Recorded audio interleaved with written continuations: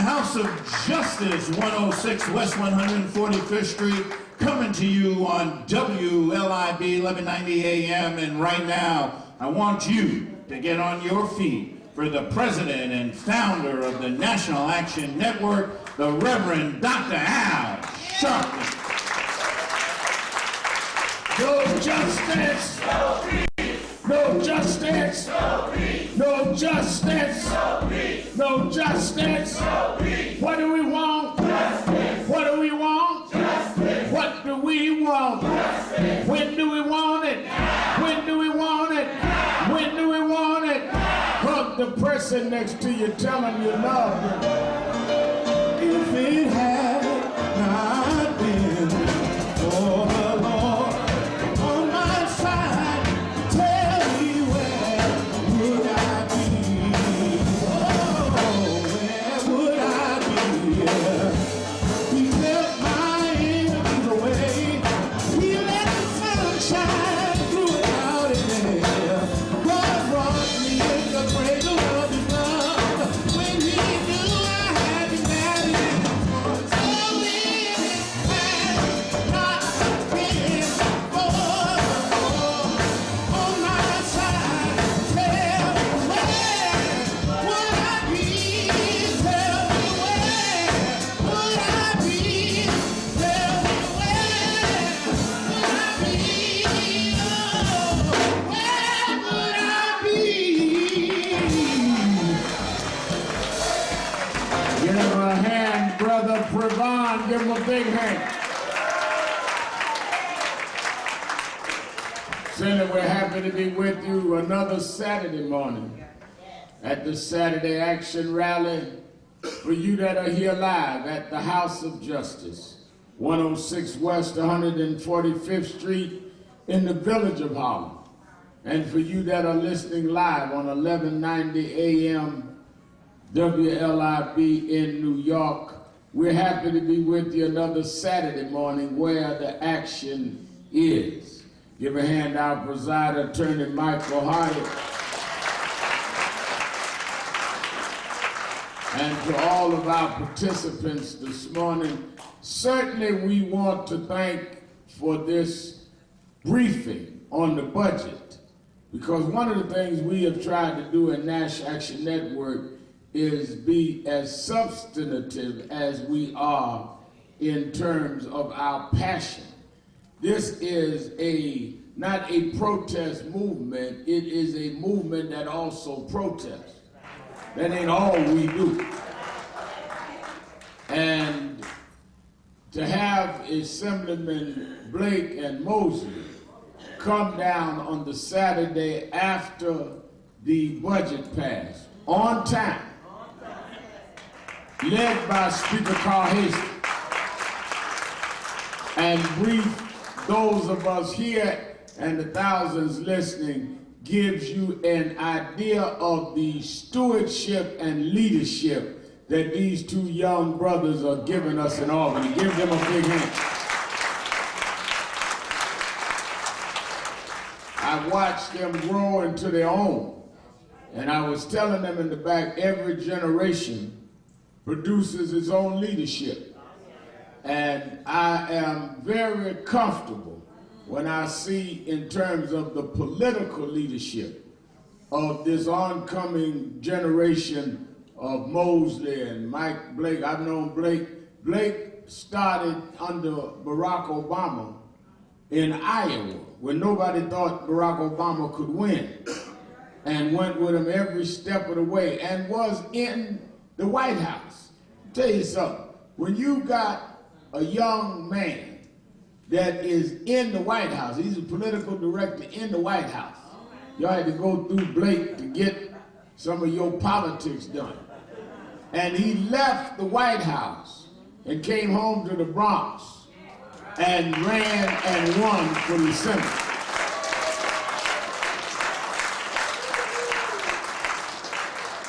A lot of y'all, if y'all in the White House, we'd have never heard from y'all again. And y'all would have been there until Obama left. Y'all have been holding on to the moving van as they pull out. But those that are committed to something learn so they can bring it home and build. Moses the same way. Because let me tell you something, back in the day, we had these guys and those guys. Well, back in the day, gonna be your grandchildren's referral to today. Everybody gonna get older. And you don't want, as you get old and fade away, that it all have been for nothing. The only thing that will make it last is the generations behind you keeping the work going on. So to go from the generation of Arthur Eve and Percy Sutton and others, and they pass it on to the generation that of David Patterson and Carl Hastings and all. If you don't have a Blake and others coming on, then it becomes a race for nothing. When I look at these right wingers that are out there now, Ted Cruz and Rubio and them, they are a direct result of the generations before them. From Goldwater to Reagan to Nixon, on and on. And one of the things, you know, that I want us to understand, they are not fighting each other. They are debating how they can best advance what they about. We fight each other. They get personal. Whereas they are saying, no, we want this, that, or the other. And that is why I'm proud of what they are all about. One of the things in the convention this week is that we are making sure, and I want everybody, let me tell you something. We are cutting the ribbon at 8:30 on Wednesday morning and going right in our politics session. We got 3 mayors coming. We're going to talk about where politics is today. We don't just cut a ribbon and sit around there talking about we cut the ribbon. We go right in the session. So y'all be there 8:30 on Wednesday morning for the kickoff. And then we going down. But we covering everything. That's why I've had everybody in the civil rights tradition. From Reverend Joe Lowry to Jesse Jackson to my generation to those coming behind. If you look at this agenda, President Obama sending cabinet secretaries, mayors, governors, but grassroots activists, young folk, but all of it about civil rights, human rights, where we going. Because we are clear on who we are. God said to me, well, I don't see so-and-so on your agenda, because that is not what we do. I ain't got, the older I get, the more I understand that you must be self-defined and embrace that. I ain't trying to be everything to everybody. I'm trying to do what I do.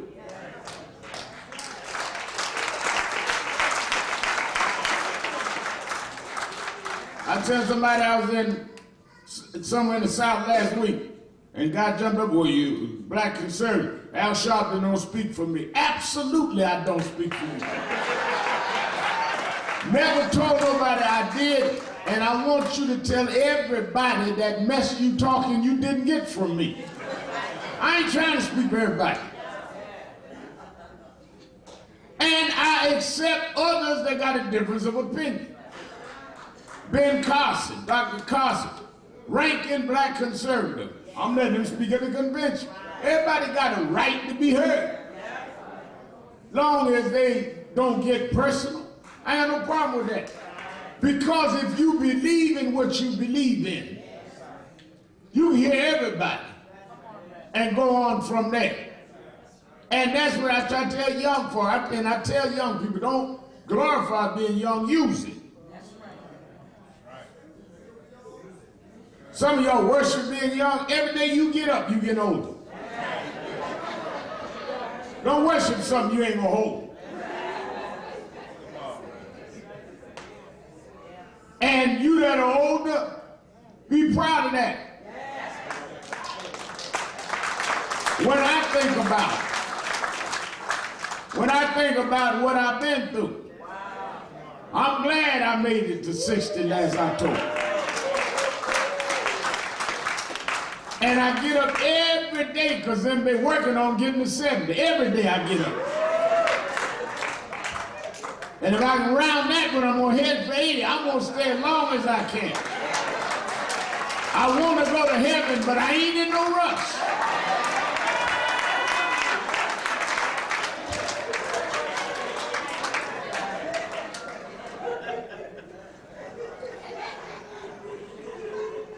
I want everybody that has not pre-registered in Radio Land.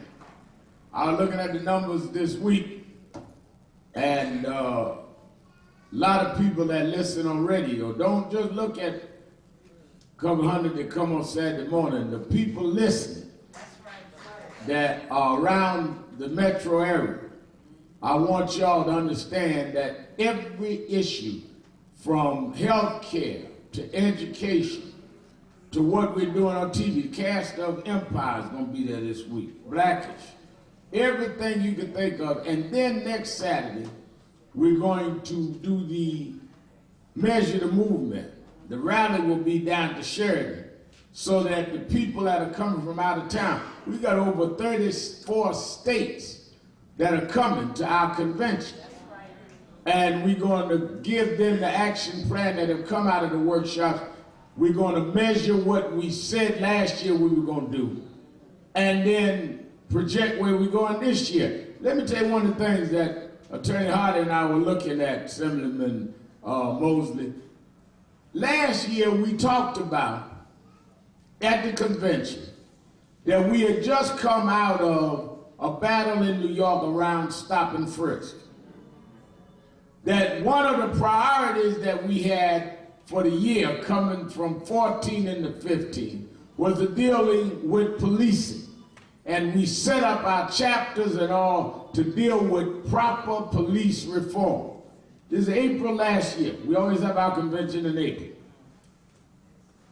Little did we know when we left the convention with that projection. This is Nan. Now, we always have the head of Urban League who'll be there this year, head of the NAACP, head of every civil rights group, and then I said, this is what we're going to do next year. Nan said our two focuses are going to be police reform and voting rights. I headed south on the voting tour. We're in Florida fighting about vote ID and all. Little did we know when we had projected police reform that they were going to choke Eric Gardner in July. I flew home, we dealt with Gardner before we could get out of that. And they called the march in Staten Island. They shot Michael Brown in Ferguson. So it became a year of what we had projected. That's why I laugh when the right wing talk about, yeah, Sharpton and them running things to get attention. We've been on police brutality since we had a name.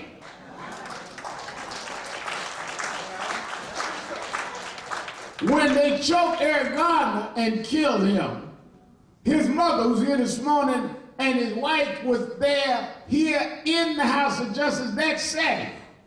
We didn't run out to something. We helped to build that no first march.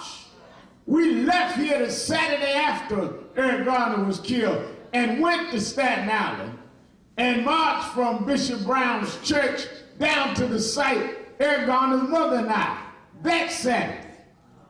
So folk always kill me talking about how we build a movement that brings attention, and they want to know why we are in a movement that we help stop. You just got mad. You weren't mad when they killed Sean Bell.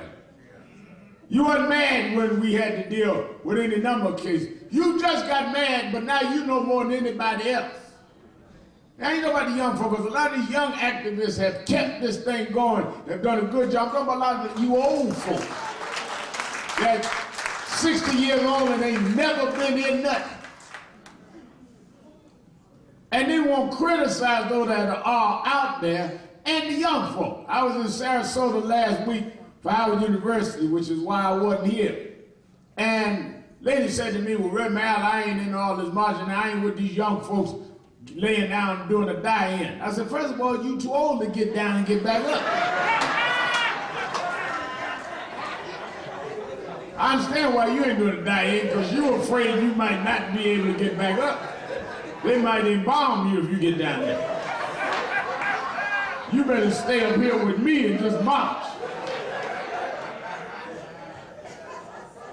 So I want everybody in Radio Land, for whatever part of the convention you could be at, call right now. We're at the phones, 1-877-626-4651, 1-877-626-4651, or go online and register at nationalactionnetwork.net, www.nationalactionnetwork.net. Now, I'm going to tell all of you now that Attorney Hardy was right. Assemblyman Blake, get there early. If I tell you 8:30, get there 8 if you can. Because registration, pre-registration is higher this year than it's been. So folk gonna be there. And I don't want y'all coming in there talking about, Rebel, they ain't got a seat for me. I'm telling you now. Pre-register and get in, because we're going by the list, but get there early. Because when I come in, you know, I done got Slim, got me my suits ready. I'm gonna be prancing. Don't be stopping me asking me about no suit. Me and Dominique show off at conventions.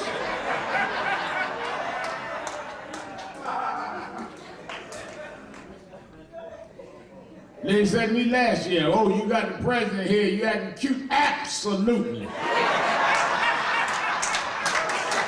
If you used to be 310 and now you 130, you be acting cute too.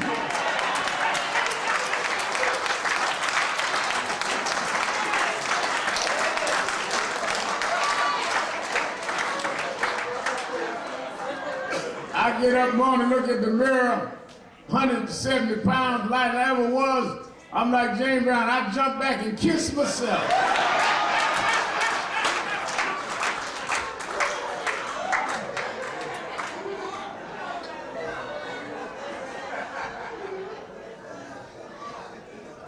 So I want everybody to be a part of the convention.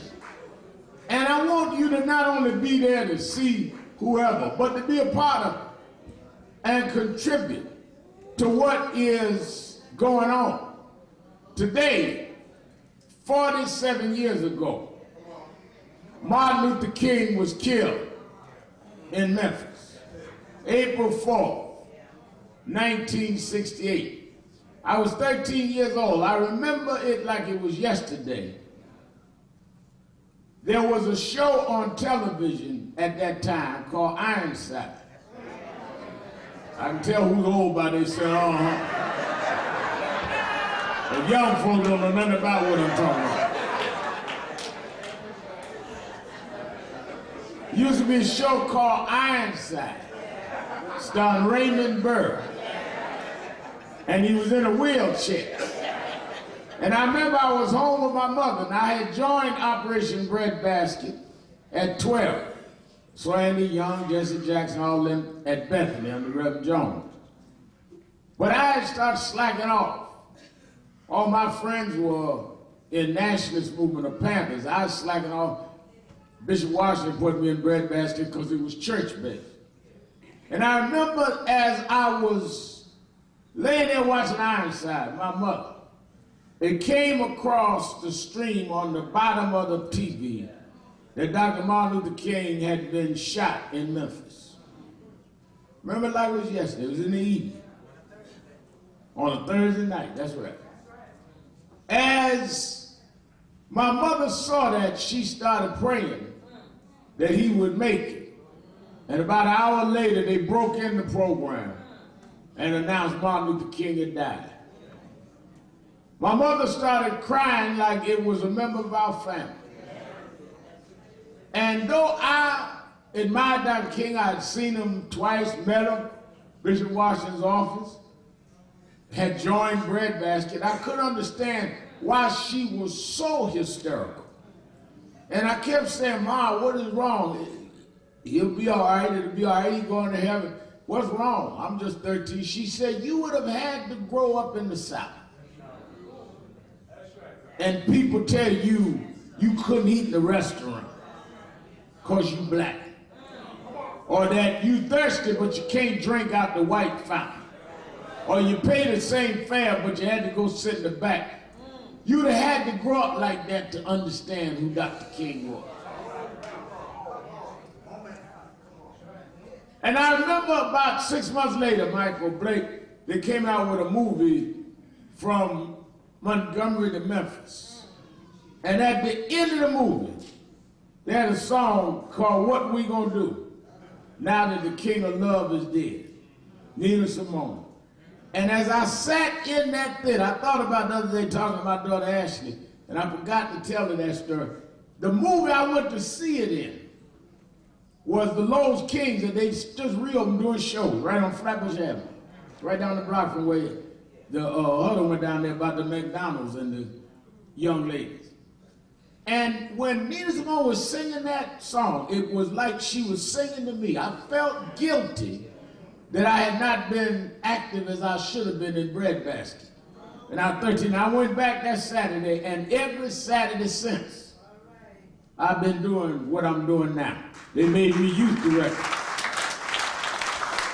They made me youth director at 13 under Bill Jones, Jesse Jackson. The rest is history. Saturday rally, we've been doing this 24 years. I learned this as a teenager, because Breadbasket used to meet every Saturday in Fellowship Hall in Bethany. I thought about this week, 47 years later, they killed the dreamer. What is the state of the dream? And you don't have to go back far. Just look this week. Look at the fact that we are on an international level. Dr. King, when he died 47 years ago, was fighting the war in Vietnam, saying we had no business in the war, saying that Lyndon Johnson, who was a friend of his, should pull out. Well, 47 years later, a black president, Barack Obama, instructs his Secretary of State to stay up all night to prevent a war with Iran.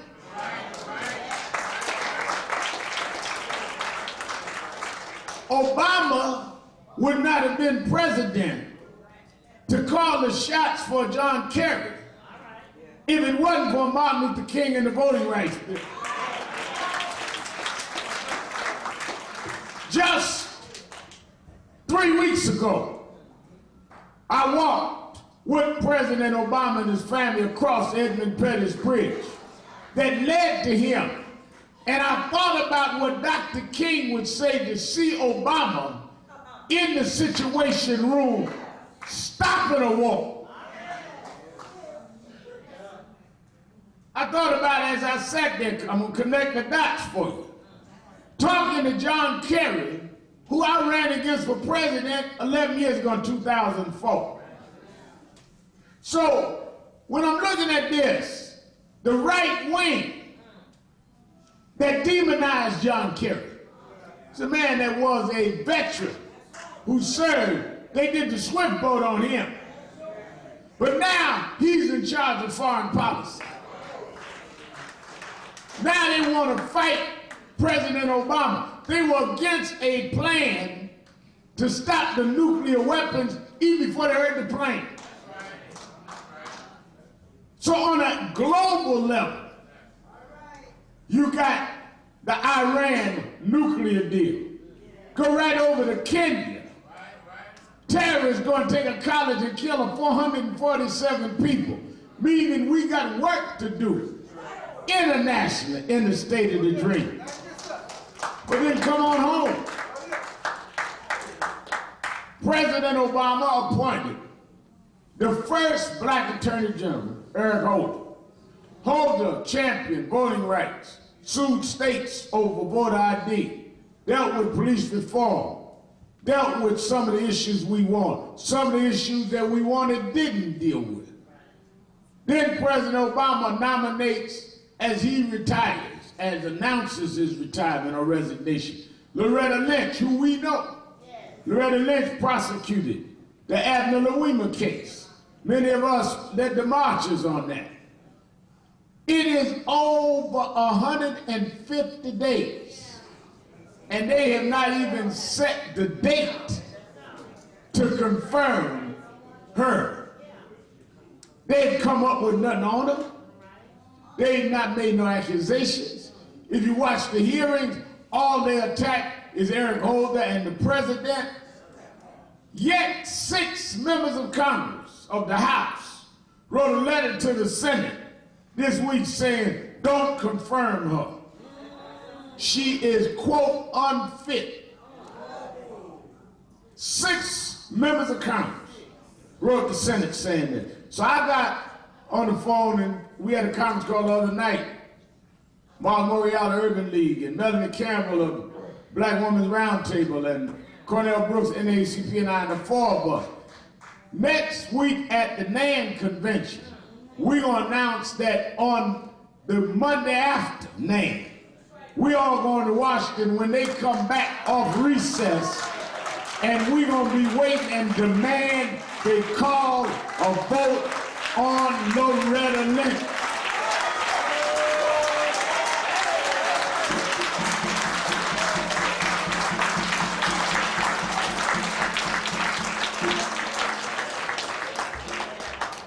We coming right out of the Action Convention with some action. We ain't talking about no by and by when the morning comes. We ain't got that kind of convention. We ain't talking about no intellectual dissertation. We impressed each other on how smart we are.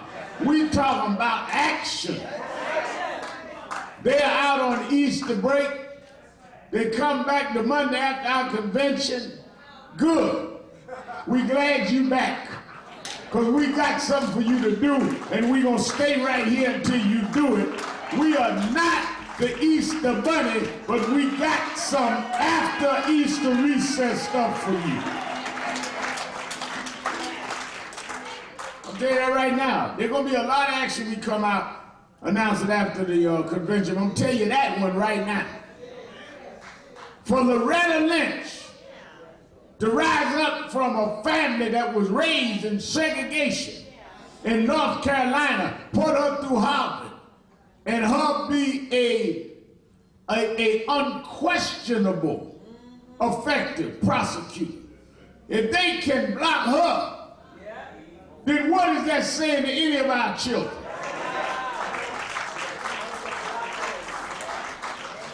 I told them when I preached in Memphis, in Selma,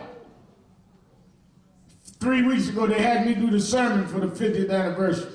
And I told them, I understand some of the right wing and them don't like me. I got that. I've been fighting them all my life. I broke all the rules. I did everything they don't agree with. I got that. But when you take somebody like Obama, Harvard graduate, head of the law journal, did everything that y'all say y'all respect, and then you turn around and ask him for his birth certificate. There's something wrong with you. When you can't confirm a Loretta Lynch, there's something wrong with the system, and we are not going to stand by and allow that to happen. Stated a dream 47 years later. This morning, I'm looking at the internet. In San Francisco, they suspend 7 police over racist email. Now, some folks just, you caught 7 more. But what you don't catch is if you got 7 policemen on the San Francisco police force, you got to remember now, San Francisco was supposed to be the liberal progressive city. If they had these racist attitudes, how many folk did they lock up because they had a racist attitude? How many people's lives were wrecked because they had a racist attitude? Don't be sitting back looking all objective. Racists exercise their racism. That's why you can't tolerate it. Same thing in Ferguson. They come out yesterday and released the racist email. So a lot of those young folk that exploded, it was Michael Brown was the last they could take. They've been subjected to unfairness. And sometimes even if you can't explain stuff, you understand that somebody messing with you. That's the state of the dream. Two folk this week, y'all that watch Politics Nation, I covered two different cases, one in Alabama, other in Louisiana, of two men that did over 30 years in jail for crimes they didn't commit. One man I covered last night had his lawyer on, got out of jail yesterday morning, held in Alabama on 2 murders, and he kept saying, just check the gun. Finally, 12 years ago, he got this lawyer who got a forensic expert that told him the bullets don't match the gun. It took them 12 years, Salam Ishmael, to get into court, and finally the prosecutor said, oh, we don't have evidence, and dropped it. 30 years out this man's life. And you wonder why we're still marching. 30 years he's on death row. He said he watched friends of his on death row come and go. He could smell the scent from them putting him in the electric chair, knowing he was slated to be next. It's hard to do 30 years. It's worse to do it when you know you didn't do nothing wrong.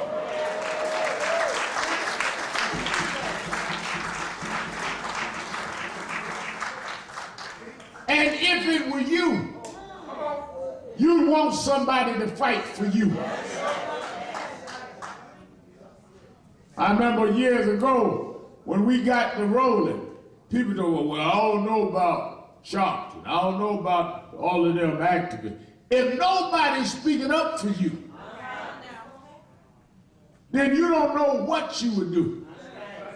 Folk kill your child, kill your mama. You'll be asking them how they do their hair.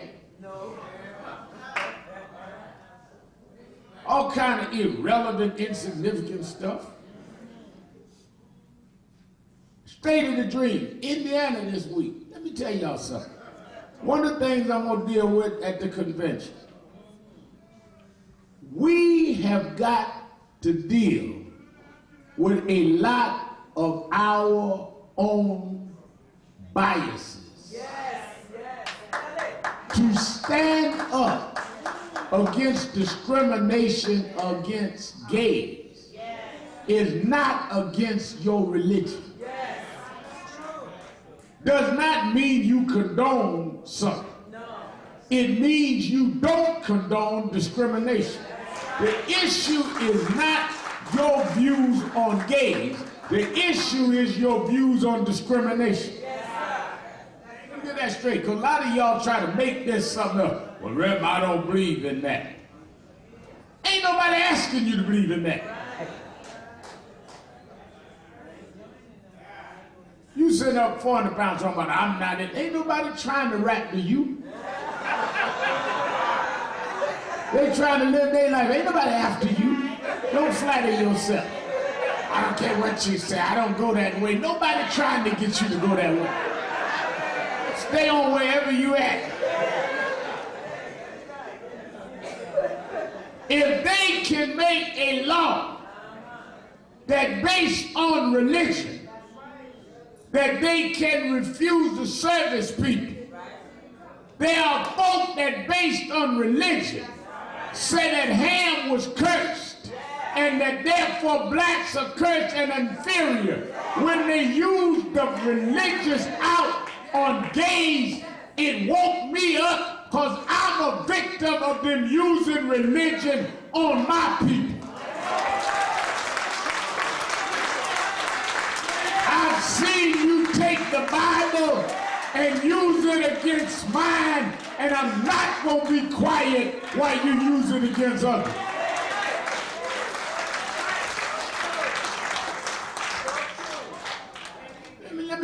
something. First of all, I did not meet gay folk in Greenwich Village. I met them in the church where I grew up. So quit acting like you don't know nothing about gay folk.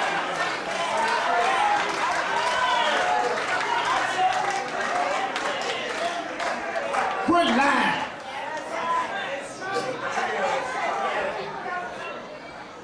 And there's a whole lot of sin in the Bible.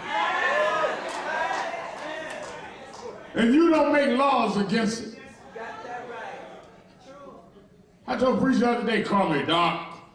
I heard you on the television, stand up for gays. You know, I can't deal with that because that's a sin.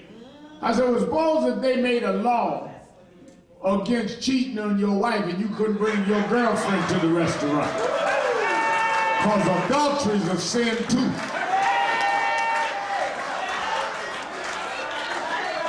I mean, what sin you gonna make a law against? We are in a democracy, not a theocracy. We cannot run government by what you believe. And let me give you the real deal. If we ran government by religion, we wouldn't have a consensus, because even in our religion we disagree.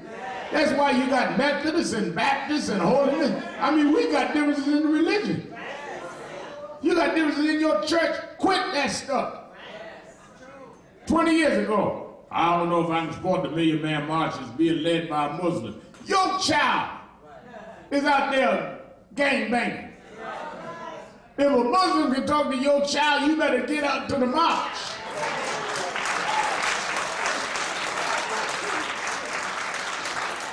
We made these divisions. God ain't got but one truth.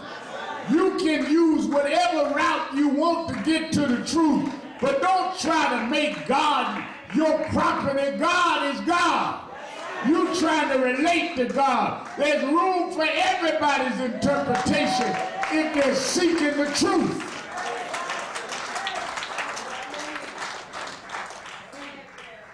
I was telling some young folk in college this week. They were saying, well, you know, Reverend Al, we got a different way than some of the big civil rights groups. First of all, there have always been different ways. Second of all, big civil rights groups started as little civil rights groups. I don't know where y'all, I mean, I wasn't born man this big and Sharpton that big. Where do you think we come from? We had to learn and build. And we've been able to sustain ourselves. I can't tell you how many groups I've seen come and go in the 24 years of name. Some of those that have been here a long time sit here now can tell you we done had all kind of groups come through. And every one of them talking about, I can't take it no more. And we saw them a little while and didn't see them later. Then some stayed. But let me tell you something. We romanticized the 60s. In the 60s, you had CORE that was doing the freedom rides.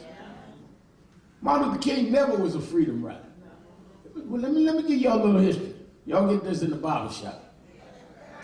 King and Abernathy, and Ms. Abernathy will be up at the convention, all of them had the Montgomery bus boycott in 55.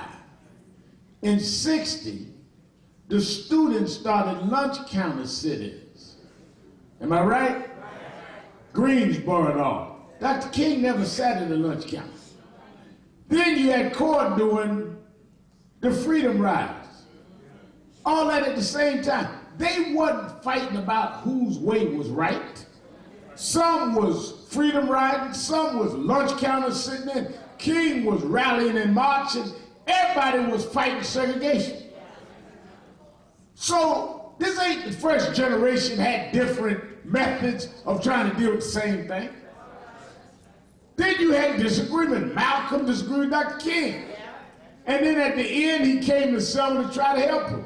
We've always had tensions and movements. But you work to resolve the tension. And those that don't want to resolve them are the ones you ought to wonder what is their motive.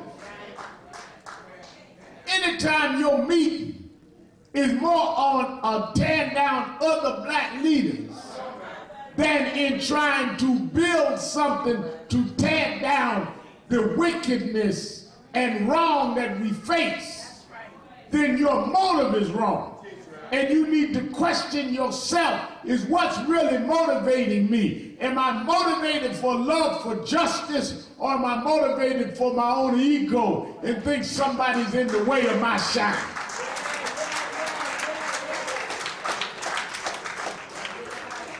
And all of us got ego. But your ego ought to drive your larger purpose. Ain't nothing wrong having no ego. I tell all the young men, women under me, Reverend Williams and Kirsten Foy and all of them, Janae Abel, ego's all right. Dr. King made the speech about a drum major instinct. Said that we all have a drum major instinct. He didn't say we all have a let's get in the parade. Drum major went out front. But nowhere you leading the parade. Because there's a difference in you standing out there misleading just to get attention. Hello. I was talking to God the other day. I want to be big. Big at what? I want to be big. Big at what? All of us want to be something.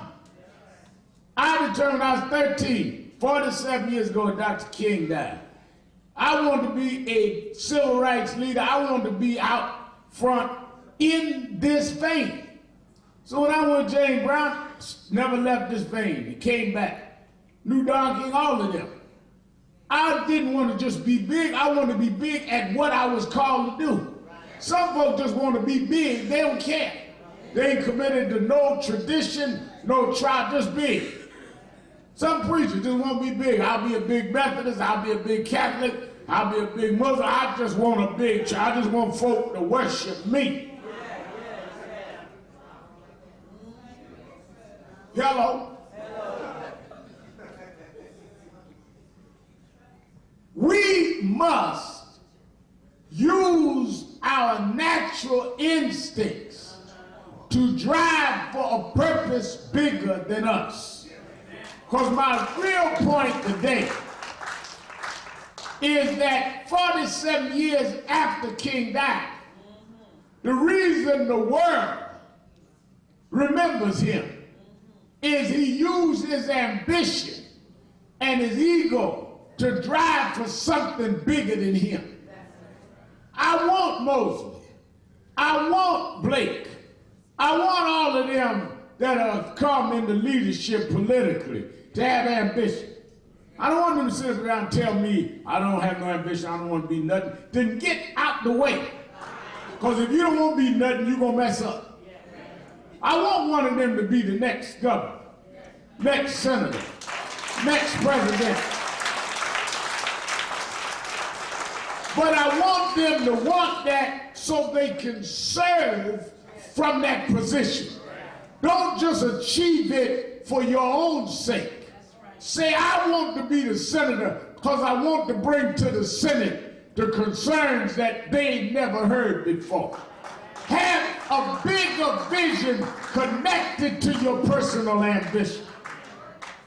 Every night I go in 30 Rockefeller Plaza, I head in that studio, I want to talk about on TV what they won't discuss.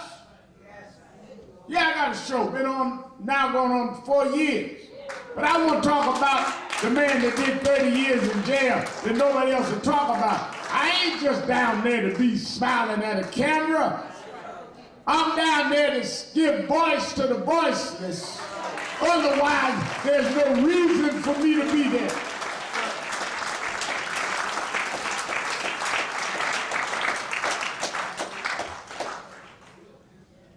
Dr. King won because he fought and died for something bigger than him. What did he do? In 1964, he won the Nobel Prize. His test was, he could have gone then, Blake, and just been an international Nobel laureate and retired. He left Norway, came back with his Nobel Prize, was feted all over the country. Big dinner for him in Atlanta, his hometown. Big reception for him in New York. President Johnson had him to the White House. And the president congratulated him on the Nobel Prize. He said, but Mr. President, we don't have the right to vote. And he went with a Nobel Prize in the cellar and brought that spotlight where they would not put a spotlight. He died in Memphis, putting a spotlight on garbage workers.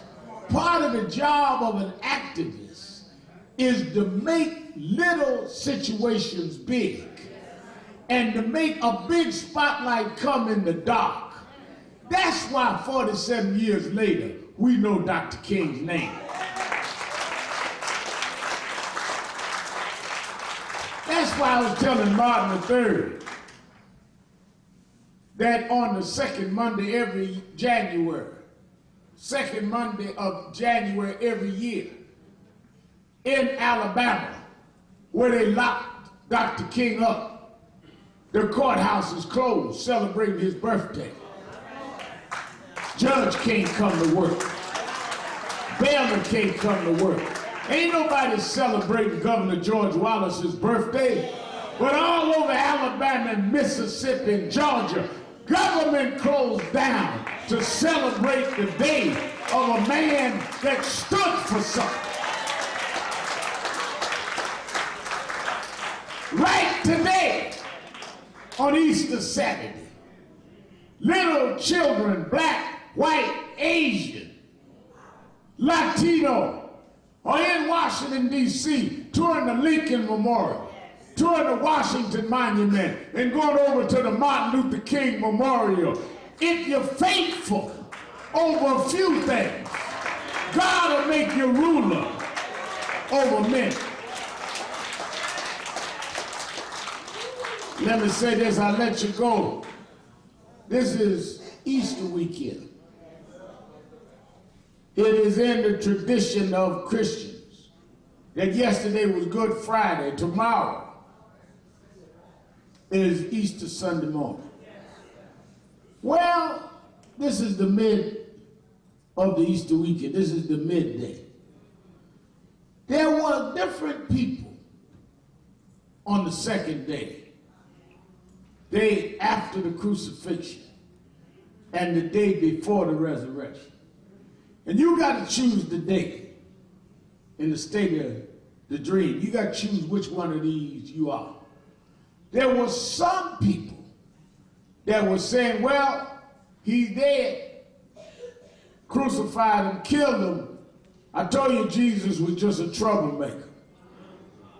That was one crowd. That was the Pharisees and them.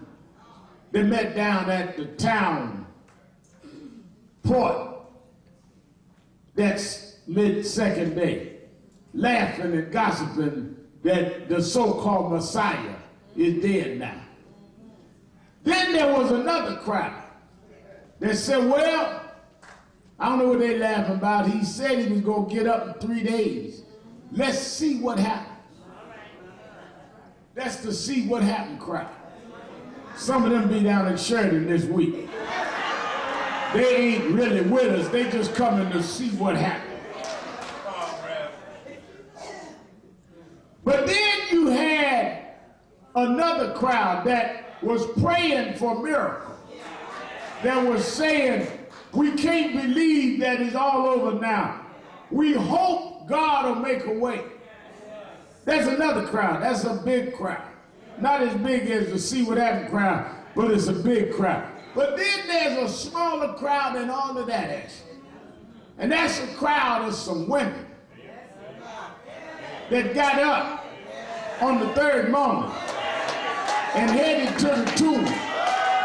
They wasn't the disbelieving crowd.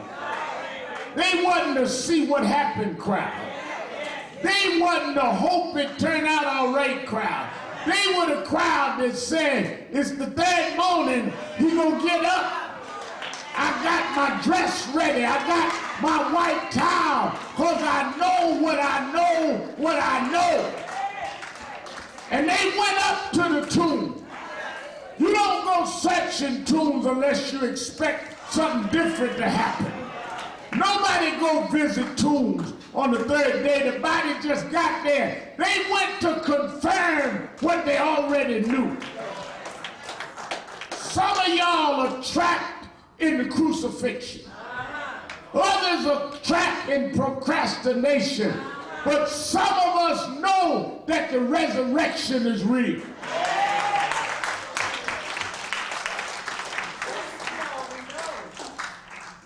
Man asked me when I was in England in January, said, right now, how could you believe that a man would die and rise up again? How can you believe in the resurrection? I said, I believed it when I was young, because I was raised in that. But I believe it now that I'm older. The reason I believe Jesus could get up is because he got me up so many times. If you've been through stuff that you know you shouldn't have got out of, if you've been down and dead and thrown to the side and knew it was over and somehow God made a way, the reason I know he can get up is he got me up.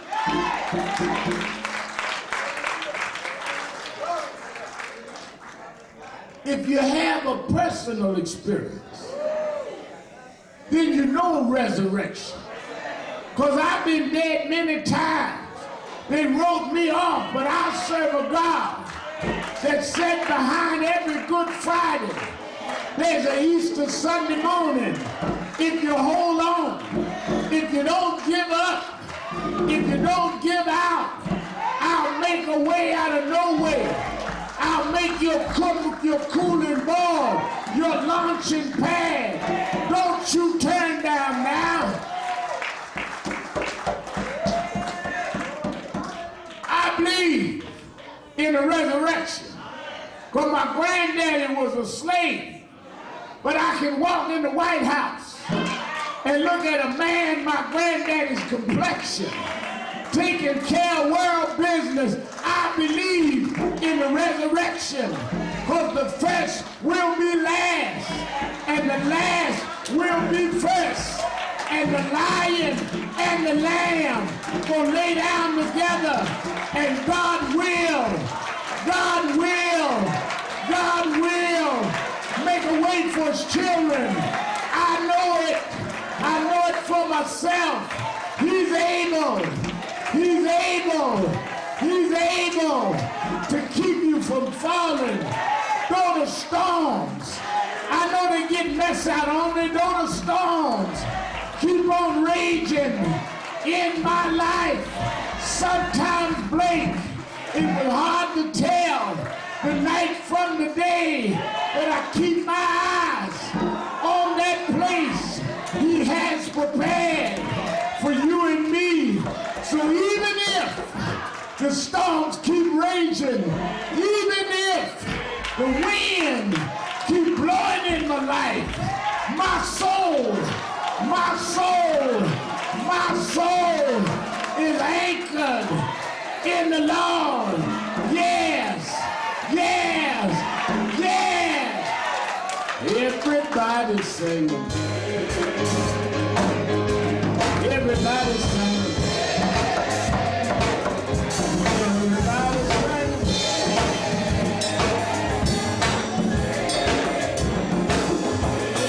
Singing like you mean it. Singing like you mean it.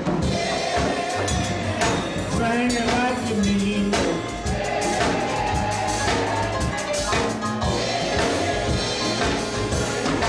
We want justice.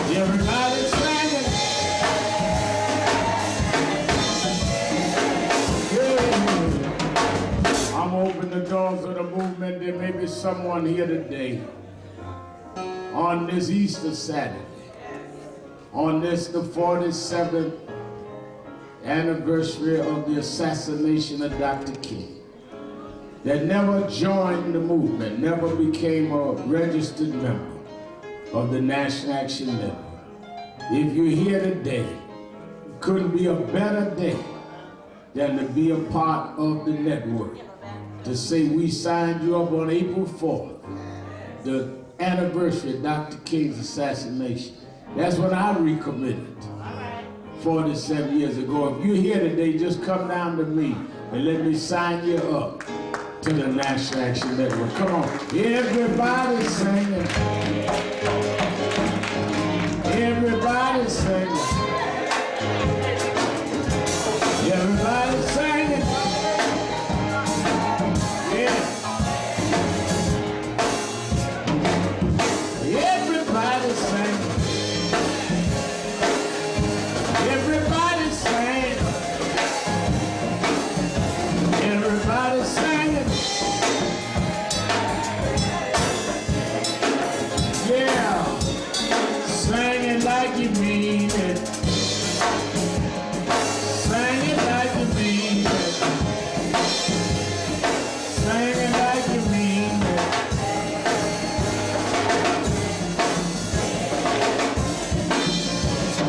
We want justice.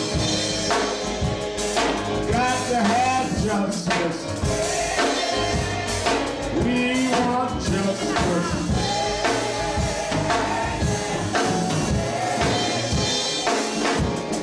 One last time, y'all. One last time, y'all. One last time, y'all. Hey.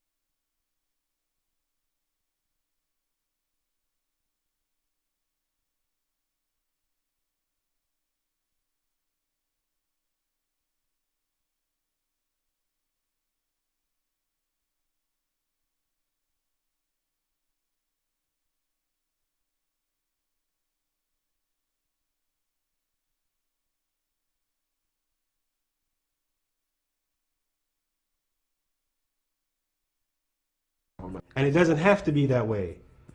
You do not have to slaughter millions of people to get access to the cobalt for your colored television, or access to the cobalt for your aerospace industry, or access to the copper for your automobile industry. All right, you dealing with the economy, you want the coltan. Man, Congolese people don't eat coltan. Congolese people can't eat gold.